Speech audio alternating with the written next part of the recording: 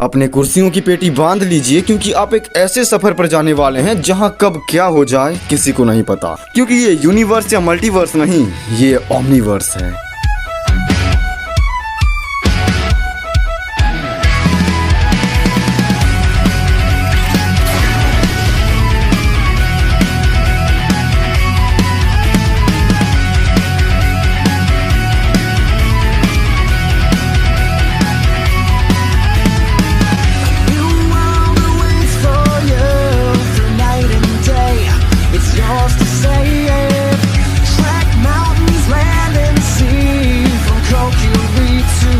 Destination.